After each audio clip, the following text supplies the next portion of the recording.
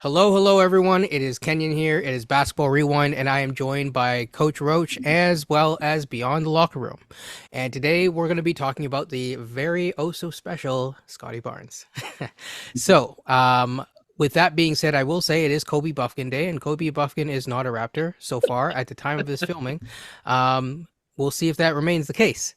I think it will, but again, you never know with this front office. Also, in more recent news, Garrett Temple is a Raptor. We can touch on that another day. But Jeff Doughton, your days may be numbered. So, with that being said, we're gonna get right into it. So, Scottie Barnes, we've all been chit chatting about Scottie Barnes here and there throughout the past week, and I guess my question to you is very simple. Scottie Barnes has been talked about again and again and again as someone who is going to be the future of the franchise and someone who is going to be incredibly important for the Raptors moving forward. And so they're the biggest kind of, I guess, debate, so to speak, is can he be a point guard? And I guess my question to you guys to kick it off is what is it going to take for the point guard experiment, so to speak, to be successful? Coach, Like this beyond? you want to go first? You go first. I'll go second. Really like tiptoeing around the discussion. Oh man, jumping in 2 feet in. I'm on 10 toes to say. Here's my thought about the Scottie situation, the Scottie experiment. I'll call it in this case. He's really raw at this point as considered to be a point guard. I'll be straight up. I think he has very good vision, but I don't think it's like transcendent type of vision as some may think it is. But I think in order for him to perform this position well, a couple things he has to get better at immediately. One is there's a maturity factor that has to come into play. Like we can't be just doing things for style points anymore. And sometimes he'll get away with it, sometimes he won't. But those days got to be done with that. Two, in some ways, he has to be more aggressive at the point of attack. He just can't be just like, okay, I'm just going to move the ball here and there. He has to be at sometimes creating advantages from himself to open up things for others. Which then leads the three, and this is like just court management, understanding exactly who should get the ball, when they should get the ball. If anything, I think that part of it, I think I'm the most comfortable with him about. I think he's understand feel of the game. He knows who to get the ball to in what circumstances. From that standpoint, I think in some ways, going back to my second point, he's actually a little too unselfish and a little too passive in my mind to be playing the point guard position as effectively as it needs to be, especially for this team. But I think that's what we're going to find out this season. Sink or swim time. So I am looking forward to seeing how this is going to play out. Coach. All eyes on Scottie this year. I know I've said it probably one too many times, but I think there's truth to it. I know I'm going to get from Pascal Siakam. I have an idea what I'm going to get from Gary, Trent, OG, and Pirtle. But Scottie is the guy that could take us to maybe the next level. I think he's very talented. But as Beyond said, there certainly are concerns with him playing point guard next year. The jump shot is one of the concerns. We watched last year many games. I remember one game in particular was against Indiana, and I think Miles Turner may have been guarding him. Miles Turner didn't even leave the key. Scottie Barnes was outside the three, wouldn't shoot at all. That has to change this year. He has to be more aggressive offensively. He has to at least make the defense somewhat close out and be honest with him. Everything about Scottie probably moving forward for the next few years will be about developing that jump shot. And if he does, that's going to make him better. And more importantly, this team will be better if he develops a consistent jump shot. Does it have to be a three-pointer? Well, that would be great. But let's start maybe with 18 to 20 feet first. Make that consistent, and I think that could be a good starting point. Scottie is not going to be your new age point guard with crazy handles. I don't see that from him. I just don't think that's. I just don't know if he has quite that capacity to do so. I mean, like in terms of like he's not Kyrie. He's not going to be Isaiah Thomas. He's not going to be um, Raptor great Ray Alston playing and one basketball. He's not going to be like that. Baloo. Scottie, Scottie is going to. My guess is, and beyond, you'll like this a bit. Think of Mark Jackson. Think of maybe Shades of Magic. Think of Jason Kidd. Maybe a big point guard's going to have to use his body a lot to um, back guys down, face up. That's probably what we're going to see a lot from him. And what Beyond said too, his last point about Scottie's feel for the game and getting guys in the right spot. I trust that for sure. And this is the year to do this. With Fred gone, this had to happen. Scottie needs a higher role. He needs more usage. You need to know what you got from this guy. So why not try him at point guard at the same time? I think very good points. So I'm going to steal from Darko because Darko was recently featured on an interview by, I think the interviewer's name was Tony, and it was featured on a different channel. I'll let people look that up themselves. But Darko said a lot of the things that you guys have been saying, except for one difference. He added two other things. He said he needs to be able to go left, 100%, and he said within that he needs a handle. So the 3-point shot, yes, for sure, that would be nice. But I'm not expecting that to be significantly different. I would like to see maybe 32%. If I don't see that, and I probably am concerned after this year to see if it will ever get there. But I think getting to 32% it would be nice. I think the handle is probably the more crucial thing, because right now I think that there are times when you see him on the floor in terms of who's guarding him. He typically will only try things when he's on an empty side or when there's a particular type of, and I spoke to, Samson about this, so hopefully he doesn't mind me putting this out there, but there's times when I guess he will be guarded by someone who will not be interested in, in chasing after his handle. And when that is the case, he will feel like he can dominate. So like you said, Beyond, he has a really good feel for what's happening, but it's like he doesn't, I don't want a guy that's wanting to try things at the wrong time, but you want him to at least grow his comfort level so that he feels comfortable trying things at the right times. So I to your point, I think this is actually a crucial point. I think this explains a lot sometimes the frustration if you're watching a Raptors game the last season or so, where Scottie would manhandle guys that are technically larger than him and play bully ball with them. And then when he's got a guard or a small forward that like he should Donovan have Mitchell, Trae Young, right. Yeah, exactly. And they usually do play him with small wings or with two guards. And the reason why I think that, to your point, is the lack of confidence in that handle, because he's concerned that it's going to get poked away when he tries to make a move. He's not worried about Brook Lopez trying to steal the ball from him. So he's going straight in with confidence or reckless abandon, or Miles Turner. But once he's got like a wing on him, now we have, or a guard, now the issues start to come into place now. And now we're thinking of our handle because it's not tight enough at the moment. Yeah, and right. I think there's a difference between playmaking and passing. Right now, Scottie is an elite passer. He needs to build his skill set to become an elite playmaker.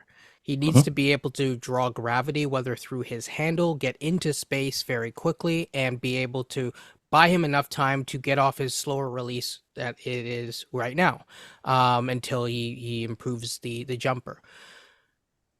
That's why I think the handle needs to come first. Others disagree. I wouldn't complain with both. But to clarify my comment about capacity earlier, what I meant by that was someone at his size, at 6'9", having the handles of someone who might be 6'1", that's going to be a bit of a struggle, right? I don't think we should have those expectations of him, but not to say the handle can't improve. I think it has to improve, but it's going to be just good enough at least where he's going to be able to shield guys and back guys down, at least keep guys on his hip while he's able to keep his dribble going. Because here's the advantage that he has, and Kenyon, you and I looked at this when they played the Atlanta Hawks earlier in the year. He can look over guys who's ever guarding him. In that particular game, he always had Trae Young or he had a smaller guard guarding him, and he was able to look over these pick and roll situations. So when people say I don't know how it's going to work with him and Pirtle this year, the pick and roll, I have no issue with that at all. I think it'll that part will just be fine. It'll be in the half court. That will be kind of the question on how is he going to work through that, as he really hasn't had chance to before in the NBA. So in terms of the Pirtle pick and roll, I actually have some reservations to that because I think for Barnes right now without the handle and without the shot, he's not really a threat, so they can just sag on him. They could just sag on that, they don't have to press up on him to create an advantage for Pirtle. And so at that point, what do you do? I don't know if you have any thoughts about that, Coach, but yeah. I mean, versus like a Siakam Pirtle pick and roll. But I will say this one thing more. In terms of the vantage point, yeah, it's like being able to pass down, whether it's him or Siakam, that's a huge advantage. Yeah, that was Because, mainly. Oh, sorry, that was mainly my point. Now, if they hedge up on him, which is probably going to happen a fair amount, then that's going to be up to him to look over the defense and use his size, assuming that he's able to. But kind of like what you guys were just saying earlier about Scottie's got he's able to go up and post up against Sabonis and Vucevic. But like you said, the smaller guards seems to be a bit of an issue. And I find that quite interesting. And that's something he's going to have to, work on and get over, because he's going to have a lot of small guards on him this year. He's going to have Maxey, he's going to have Mitchell. He's, who else is going to have? He's going to have the Marcus Smarts of the world, oh man, that's going to be interesting, actually. Mm-hmm. So yeah, Beyond, do you have any thoughts? Uh, I'll just say that the handle also, because of the handle right now, we're at the state of where it's at, and we'll probably get more into what we've seen so far this summer. But what it does in this case here, it really reduces Darko's playbook. So, for example, if I'm running a high screen and roll for Scottie, for example, in that Utah game when they're playing Utah, they ran one for him with Pirtle late in the game. Now, two things came out that was interesting. One was, he didn't truly get by the man in this case here, and then he forced up a shot that was a weak shot, and he was looking for a call when it was all said and done, which is a whole other subject about how he could draw fouls that he has to get better at. But the handle in this case, because the handle wasn't really assertive enough, he couldn't really beat the guy cleanly to actually get the type of shot he wanted to get off. So you can't really run a high screen roll with him, Pirtle, to get him going downhill. Because what I would do if I'm like opposing coaches, I'll just trap him because the handle's not strong enough. I might get a turnover out of it. And we saw that late last year when he started bringing the ball up a few times. Guys are pressing like 80 feet from the hoop, and he's having trouble just getting over the timeline in 8 seconds. And what that does is, for a team that struggles in half-court offense, now you're down to about 12 seconds now to start running your offense. When it's also at 12 or 13 seconds, by the time you get over by the time you get over and settle in, you're losing seconds on that possession. So that is something to watch for as well too. And I said before, there's interesting things that came out of some of the video footage we've seen, that might kind of speak to some of that. Let's put it that way. Yeah, I mean, so I guess we'll just jump right into that. Might as well. Because, we're talking about how to make him successful. We're talking about the handle. And you made a good point about him being pressed up, very late in the season against Utah and some of these other games. I saw that in a pro-am, and it didn't look good. And I'm not talking about, for the listeners, I'm not talking about him being one-on-one against Bagley. So a lot of these highlights, I'm not going to put them on screen. Not here to do that, but and they haven't seemed to have made it out there to the interwebs. But there was a number of times when he struggled to bring up the ball, and then they didn't really go back to him bringing up the ball very often. There was some stuff in the post that was pretty bad. to say the least, where he was posting up a little bit too far. He did have a couple bright spots. So I guess I'll talk about the bright spots first because people seem to get antsy about certain things. I think that there's a turnaround jumper that he is kind of building out in the post that seems to be really good. I have issues with the turnaround jumper mainly because I want him to go and develop moves that get him going forward and into contact so that he can actually get to the foul line, because to be the most efficient scorer in the league, not saying that he will get there, but towards that, you need to not only be able to, be a much better finisher than he has been this past year, but you need to get to the foul line. It's just as simple as that. It's very important, especially for game management as well. But I do think that if that is his move, if he can chain that into another move, there you got something there. Any of you want to jump in about the pro-am stuff? I know you guys have seen at least the both the highlights as well as the lowlights of the ultimate weapon. Yeah. I think just to jump off your point, jumping off point with the turnaround jumper. I'm not as opposed to it maybe as you are, because I think he needs to have a shot he needs to feel comfortable making. And this turnaround jumper actually started late last year. Yes. Late in the season. And what I noticed now in the last, in the pro-am, as well as maybe some highlights and some footage, he seems like he's trying to bring it further out now. So before, like the last season, the end of the season, he was like maybe 5-6 feet out. It was a little turnaround. If he got a smaller guy, he felt comfortable enough on that shot. It's a quick move. He knows that no one's going to block it once he turns around. This year, at least the ones we saw in the pro-am, I mean, they were 15, 16 feet out, some of those, which obviously we all know those are not easy shots. No. So, I mean, a steady diet of that is going to be interesting to see how he actually parlays that. But at least one time he saw there, he actually did have a counter with a step through. Now, I'm not saying this, folks, in this case here, so don't run here and don't aggregate in this case here, but there is a famous basketball player that built out his post-up game in this case with a fadeaway as his key move. I ain't saying that's what he's going to be, but it is not, in this case, something that we have not seen before. And you can do counters off of that. Pump fakes, up and unders. You can do a lot of different things, turn around each shoulder. So there's things he can do to kind of draw some fouls in this case here if he's proficient enough with it. And if that's the one shot he's proficient with, he can do a lot of stuff and damage with that one shot if he's able to have a counter or two from it.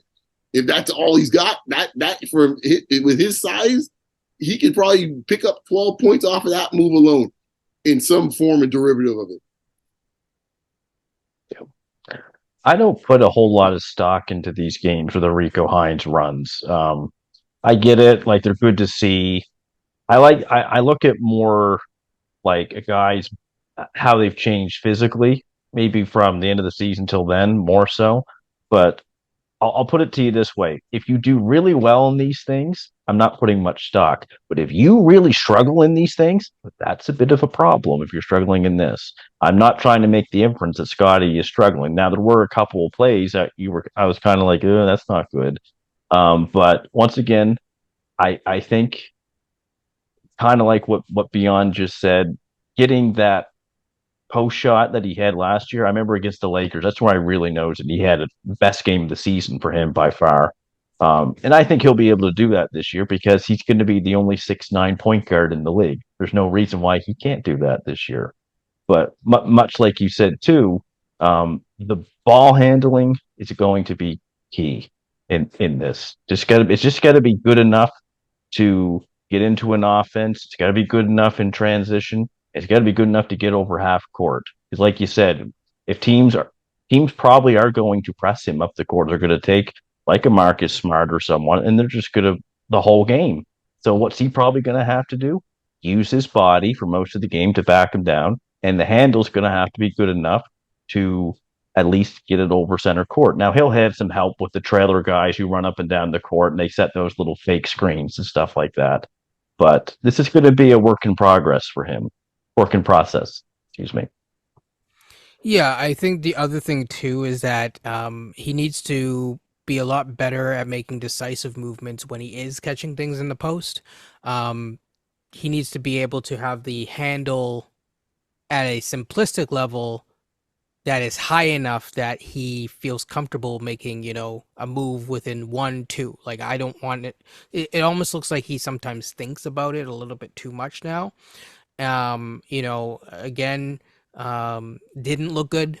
Just be flat out straight about it. It did not look good. I mean, this was not G League level competition, and it did not look good. But at the same time, I mean, there is still some time left in the summer. I will say this: I do have a little bit of concern just about the Raptors' development process. We don't have to get into that all today, but I think that the development process has shown uh, some slowdown since the departure of guys like Jama, who are now coming back since the championship year. Um, I think that this is part of the problem with not Vision 6-9, but Vision 6-9, where you're drafting too many guys who I think Daryl brought it up in our episode where it's like Precious is working on everything and Precious could do, and yeah, sure, they are. But maybe that's part of the problem is that they want to showcase all of these things instead of getting one or two things really, really dialed in. And I think that might be something that they look at moving forward. So yeah, I have one other thing, but I want to get your guys' thoughts on that. Well, I think that, it's funny.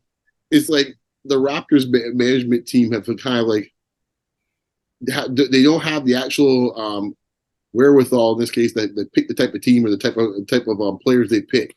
So they've asked their development team to do a lot of heavy lifting for like players that that require a lot of work, right? And like when you do that, you better have a top end development team when you're picking players that are so raw as the ones we're talking about. Like it's like some raw meat in this case here, man. We're talking about like you got wash that and everything. Like it's really raw right now with some of these guys. Whereas like, okay, where do you start? And I agree. I think part of the problem is, and this is one of the things we're going to find out now this year, and I think we'll get answer this very quickly, is how much was it the philosophy of the Raptors is like, hey man, try anything, or how much that was Nick Nurse.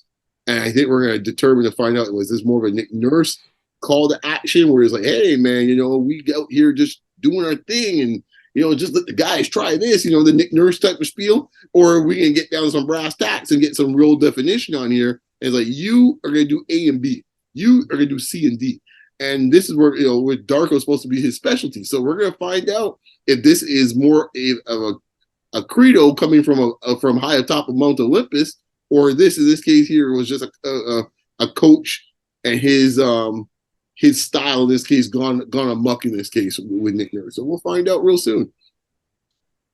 Yeah. Here's in terms of development and analytics, I feel like there's been more of a focus on analytics than development over the last few years with this team. Losing Jama, losing Patrick Mutombo, those guys were instrumental in that developmental pipeline to these guys. But I feel like, and I've heard about this on some podcasts, and I'll say a shout out to JD as well about this, about kind of the 905 coach. What I understood was, I might be wrong on this, but what I understood was there's the coach, and maybe I'm not sure, maybe about his staff. There seems to be maybe there's quite an emphasis on analytics. He does have a PhD in analytics from University of Toronto, actually. So yeah. Oh, nothing wrong with that. That's great. But but like Dion said, we've been devoid of many first round picks since about 2020, 2019, even before then. So when you're trying to develop more or less second round picks, undrafted players, you better have a top 5, top 10 developmental system in order to do that. I think we were there at one time since 2020. I don't think we've been there since. And, it kind of can go in cycles and in phases with organizations and teams because, there's a reason why other teams wanted these coaches, why Golden State wanted Jama, why Phoenix wanted Patrick Mutombo and stuff like that. They saw what they probably did with our developmental system and how guys like Pascal Siakam and Pirtle and Fred and Norm and OG and all these guys have developed over time. And they're not exactly top 5 picks either. Scottie's the only top 5 pick we've had since Bargnani. Oh, right. True. Yeah. So, It's been a minute though. I hope that I hope that there's going to be more of a focus on development, not to minimize the importance of analytics because it's just going to be there. That's just one of those things. But hopefully they get back to more importance of just individual and team development moving forward because it just doesn't look like it's been there the last couple of years. So here's a question for you. Should it be more on the coaching, or should you have a person that is this is the development person and everything falls under them, or should it be more of a coach? I'm just curious your guys' thoughts. I I think it depends on the personnel. And I Okay. think right now, if you look at the type of personalities we have right now with some of the guys for development, I'll just put it this way. There ain't a lot of DeMar DeRozans I see right now in the squad. I'll just put it that way. Just leave it at that. To be as diplomatic as I can be. So, it comes down to the old carrot or the stick, right? Like, this case here, yeah, you give a lot of carrot out here for a lot of guys, and I just question about how much have they taken advantage of that carrot in this case here.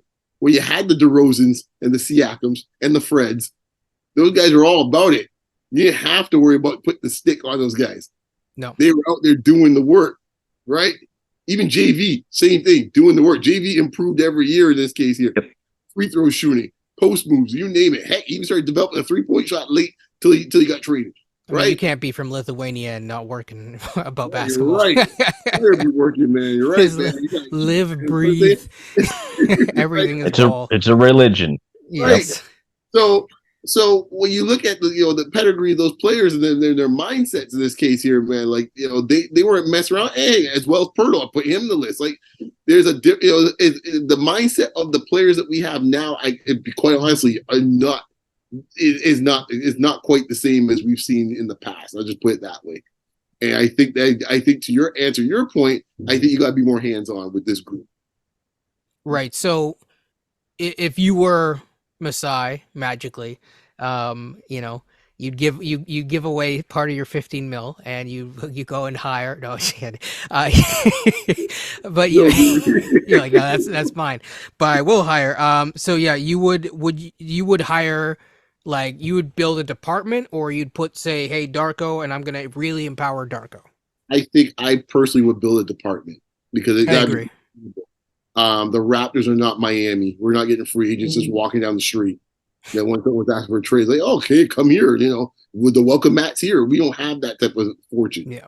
And so we have to be a good developmental squad to build our own guys up so that when we get these opportunities in this case, because we're fairly competitive.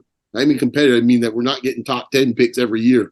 So you're gonna have this is another reason why you gotta have a good development department. And you want to have sustainable that if a coach goes awry and things don't work out, you have the backbone there in the foundation. Yeah, like the at least that way your development department is going to be there regardless of who is coaching and how they are coaching. Again, like I think, seeing some of the drills of different players, it seems like they've left a lot of these things up to the players. So I see certain players working with big time coaches like Koloko with Chris Johnson, or I mean, Siakam always does his thing, but Siakam used to work with KD back in the day. I consider old guard, right? So exactly. And then with a new guard, so you're in Koloko, just Koloko, Scottie. I guess now you got Ad Grady. That's the group I'm talking about. I mean, I'm sure I'm missing a couple other guys, but that's why I think new guard for development. That's the group I'm thinking of. I wouldn't count OG at this point. Yeah, I can't think of his old guard. Yeah, no. I do actually remember OG went to the Kobe camp as well. So I mean, that's one thing that I would. Not that Barnes is going to ask me for any advice. He doesn't ask even his own vets for advice. But I would say going to one of the camps, a la Jalen Green, is might not be the worst thing. I think a lot more young players, I'd like to see them do it, even beyond Barnes, and just in general around the league. So yeah. Okay, so with that being said, what are your expectations that happens for Barnes specifically this year, I should say? Not production wise. You don't have to give like a points per game or anything like that, but yeah. Coach, you want to take a stab at this first, or You said the expectations, correct? Yeah. What are your expectations? It's tough. It really is because he's going to get an increase in role, an increase in usage. As starting point guard, you're going to get that. If this is going to be a bold take, but I tweeted about it, so I'm gonna die on this hill probably. If things go well for Scottie this year, if things more or less go well for this team this year, he might be in the running for most improved player conversation. If things go well, Okay. and if this team is doing well, that will be predicated on you got to probably be a top 5 seed to do that. That's why I'm saying if things go well. In terms of his expectations this year, I'm not going to give a big number, but I think there might have to be an increase in points. Assists got to go up. Now they have gone up each year. I think his first year he had 3.5. Last year he went to 5. I suspect his starting point guard that's going to go to 7 or 8. Let's just say. I think he is. It's just a tough one. It really is what expectations are going to be for him. It's a big year for him, regardless. I mean, the expectations are going to be higher than they were last year. They're So going to be.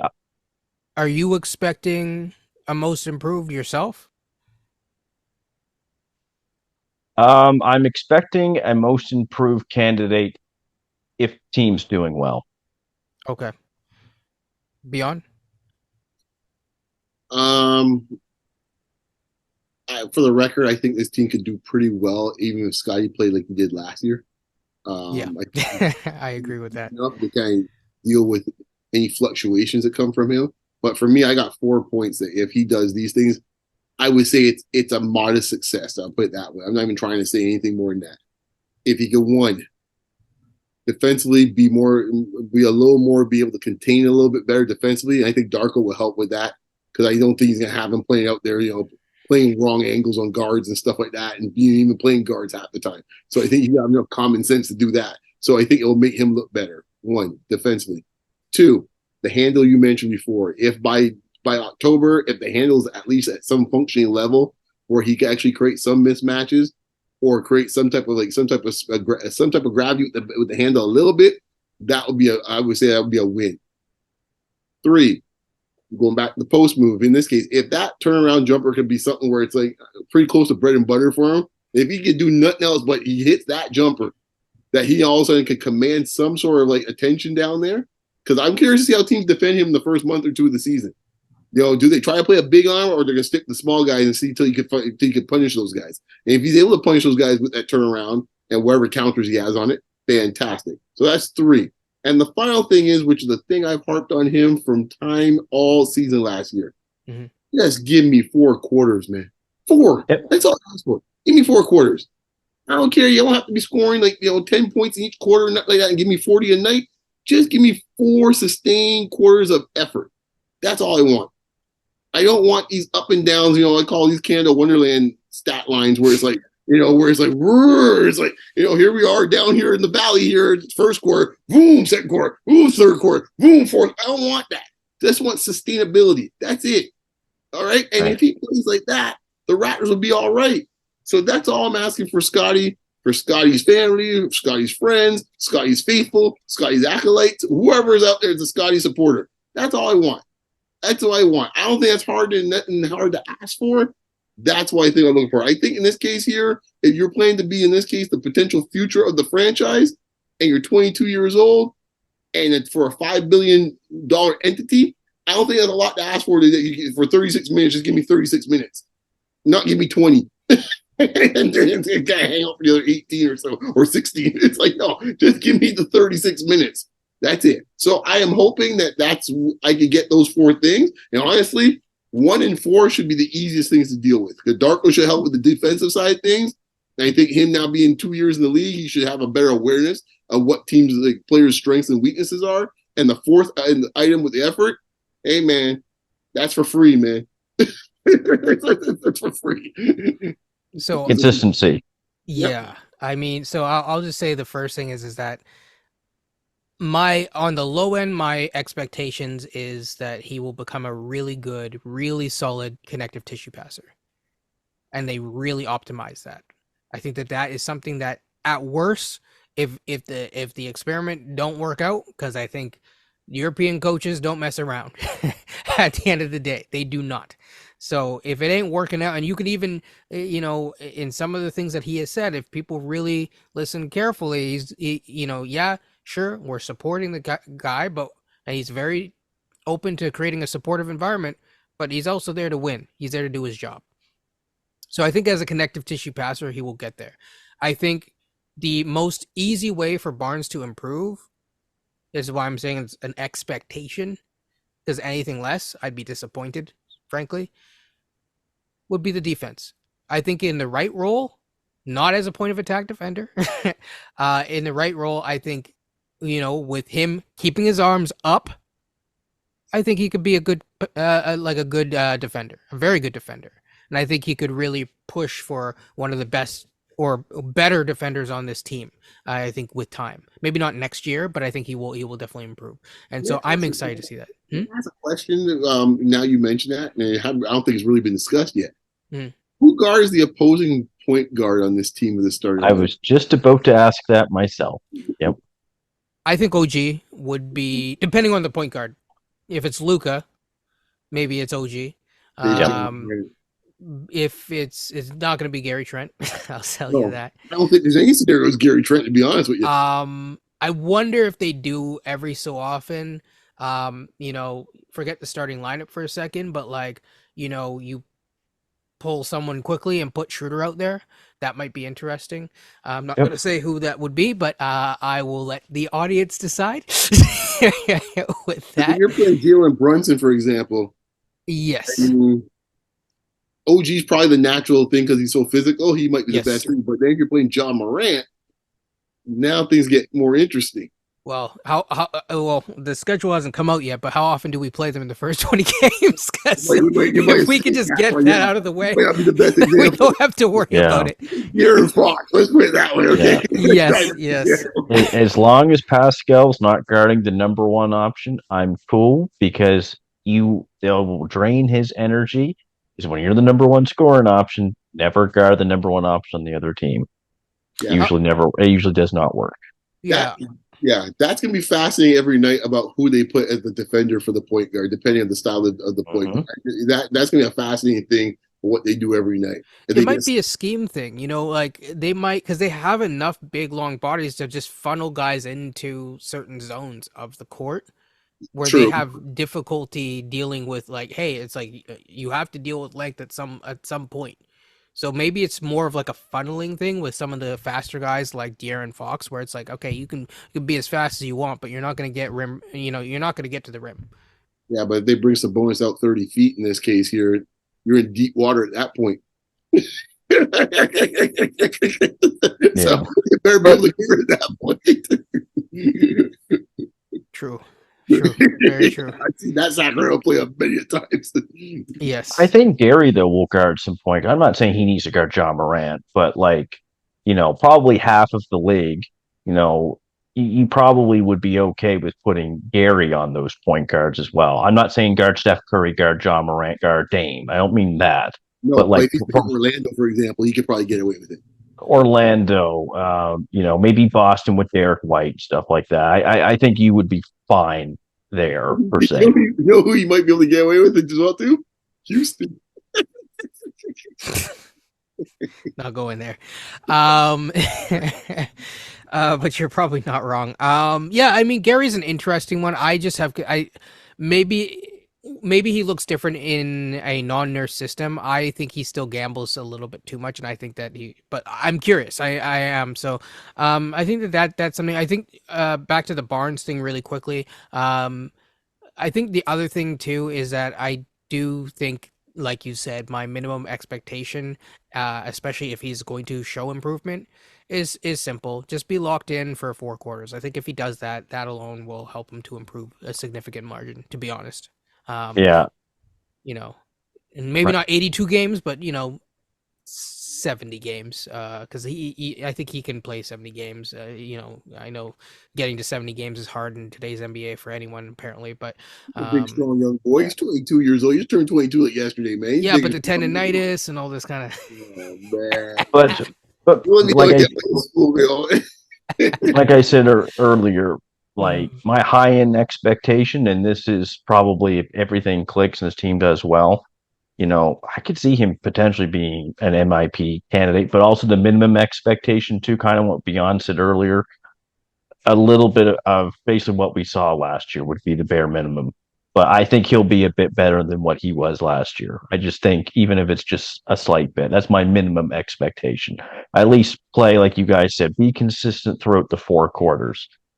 Be aggressive throughout those four quarters. It's not to say you have to go out and average 28 and 8 for the year. Those are magic numbers. I don't know if we could go do that, but just be aggressive, make the defense honest. He does that, and then there'll be improvements all around. Yeah, and I think, this year, as long as Masai doesn't have to fly down to anything, I mean, we have enough social workers on the team now with the Garrett Temple being on the team. I think based on that, we don't have to, worry as much. I was wondering where you're going with that social Any parting shots? Not like that, though. What was saying, yeah, you left anything else on the table for the rest of us. Then, wow, oh wow. No, I got nothing else to say after that. Okay, Coach. I don't think I can top that. Okay, fair enough. So with that being said, people, if you really like the episode, give it a like, subscribe if you haven't subscribed already. I do appreciate all the subscribers, all the comments. These episodes are going to be filmed, like for example, this is the first week of August, so I'm going to film a bunch of them. They're going to be coming out slowly, trickling out through into September. So people, stay tuned on Basketball Rewind, and just enjoy it. And enjoy the summer. So take care, people, and take care. Bye.